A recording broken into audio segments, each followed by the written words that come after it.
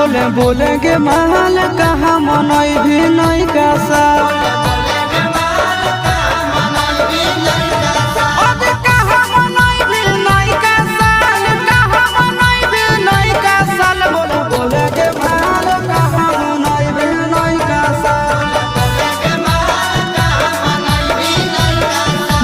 बोले के महल कहाँ मनई भी नहीं का साल